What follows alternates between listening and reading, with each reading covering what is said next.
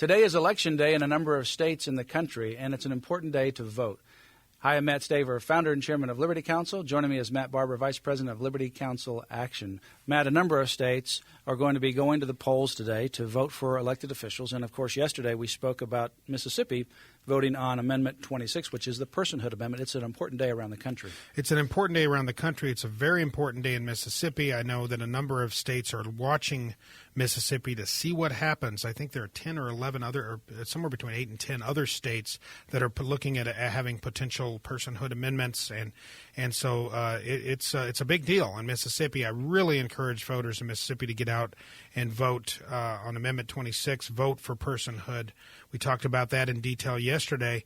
But, you know, this November 2011 off-year election, if you will, people need to understand that elections have consequences. And just because it's an off year does not mean that you should stay home. People need to get out and vote their values right now. We've seen the disaster by having secular socialists in office, the disaster that we find ourselves in as a nation right now, economically, morally, fiscally, in terms of national defense. You've got to get out and vote. We definitely need to vote. And, you know, we're not talking about voting Republican or Democrat or independent. We're talking about voting biblical values. As Sam Rodriguez always says, and he puts it so well, it's not the agenda of the donkey or the elephant, it's the agenda of the lamb. And that's the way essentially Dr. Falwell used to say is vote biblical values. You know, what and how I speak to many crowds across the country, I say, you know, how you are on Sunday, you need to act on Tuesday. There's not a bifurcation or separation between your Sunday and your Tuesday. The values that you hold on Sunday with regards to life and family ought to be values that resonate and guide your votes on Tuesday. Well, yeah, a good way to put that is, you know, they say, what would Jesus do? Who would Jesus vote for? And I would suggest that Jesus would vote for people that hold near and dear the principles that Jesus spoke about, the principles of supporting life, the principles of supporting the family, marriage as God defined it and as Christ in Matthew reiterated. Marriage is between a man and a woman. Christ reiterated that reality. So think about voting your values. Think about if you're being inconsistent and you're looking and interested in voting for people because of their personality or whatever, that are really their policies are an affront to to biblical principles, then you need to really look inward and consider, am I voting in a way that is consistent with the principles that Christ talked about? Well, and I think a lot of times some people, Christians, may think of voting as just a dirty political activity.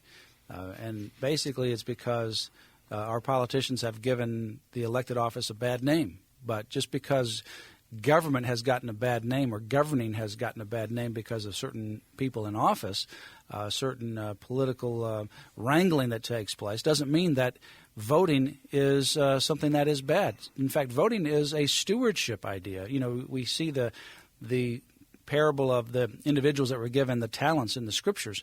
And the one had given a small talent, and Jesus, in the parable, the person asked, "What'd you do with it?" "Well, I didn't do anything. I buried it in the ground because I thought you were a harsh taskmaster, and I buried it in the ground." What'd the other one do with the 5 talents and the 10 talents? Well, the one with 5 got 5 more. The one with 10 got 10 more.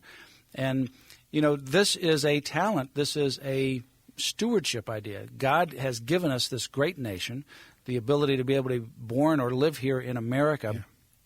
Place where people around the country come to seek refuge and liberty and to live the American dream. We need to not take that for granted. We need to be able to pass that on.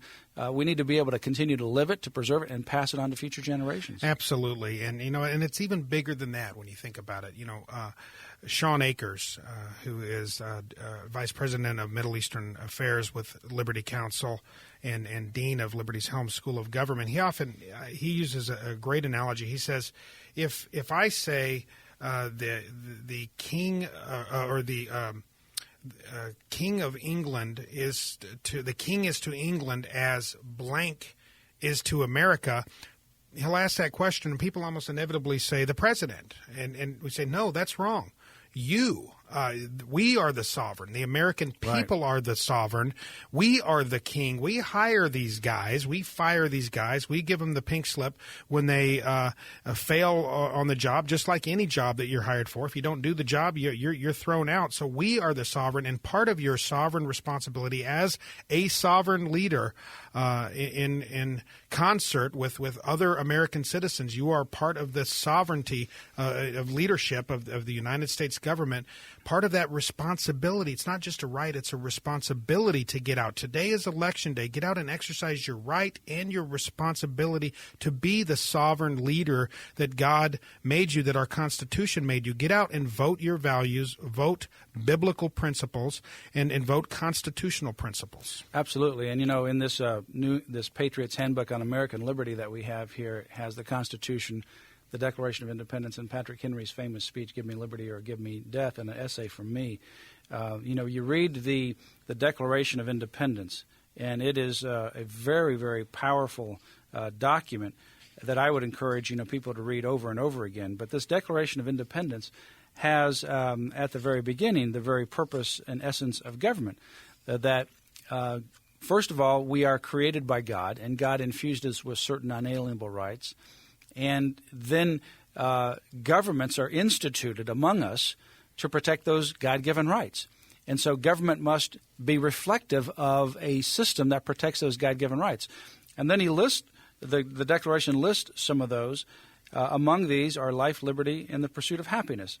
And the pursuit of happiness in that context is a broader concept for both acquiring, possessing, disposing, and enjoying your property. It's personal, private property ownership. So that's the essence of government, to protect those God-given liberties. And we, the people, must make sure that government and our government is reflected in our leaders, reflect those fundamental values. Well, our founding fathers had a wonderful way with words and a way of communicating very directly and very concisely. And George Washington was very clear on his position. He basically, and I'll paraphrase George Washington, he said, the fundamental pillars of government are religion and morality, and that anybody who tries to remove religion and morality from government, those fundamental pillars, essentially, and these are his words, are essentially, it's unpatriotic to do so. Yeah, you can't be called a patriot. You can't even be called a patriot, he said. John Adams was even more clear than that. He said, quote, "Our Constitution was made only for a moral and religious people. It is wholly inadequate to the government of any other." So everybody listening right now that holds near and dear the principles that our founding fathers held near and dear, the biblical principles they held near and dear, the principles of individual liberty, life, the pursuit of happiness, morality, religion, today, get out and vote those principles, because our Constitution is made only for a moral and religious people, and it is wholly inadequate to the government of any other. We have people who are immoral and irreligious controlling the reins of government right now in office. We need to vote them out of there. No question. And I think that we will be held accountable for that talent that we've been given. Other people would love to be able to go into a voting line and be able to cast their vote. We have that opportunity here. Let's not take it for granted. Harry Mahed is one of those individuals who experienced his first day of liberty on December 25, 1989, when he was 12 years old in then communist Romania. He's now our senior litigation counsel in the Florida office with Liberty Counsel. He understands the importance of freedom and the importance of voting, and I encourage you to do so as well. Pray for our country. Get out there and register to vote, and vote your biblical values. Also, give us a call and learn more about the Constitution by getting this little pocket-sized book called Patriots Handbook on American Liberty, with the Constitution, the Declaration of Independence, Patrick Henry's famous "Give me liberty or give me death" speech, and an essay from me. It's a great pocket-sized carry little book that is published by our New Revolution publishers. Give us a call and we'll send you that right away. We also have other resources such as David Barton's book, Original Intent, which talks about our founding fathers. It's a great book to read, and the founding principles of America. David Barton's Original Intent is available for a contribution of $15 plus shipping and handling. Go to our website, sign up for the Liberty Alert email, and sign up for our Grassroots Action email. Now, very active. We have over 2 million emails, but this is one that has 500,000 plus real activists. So if you want to become a real activist, sign up for that email. And you can also give us an online credit card contribution to support Liberty Counsel's ministry.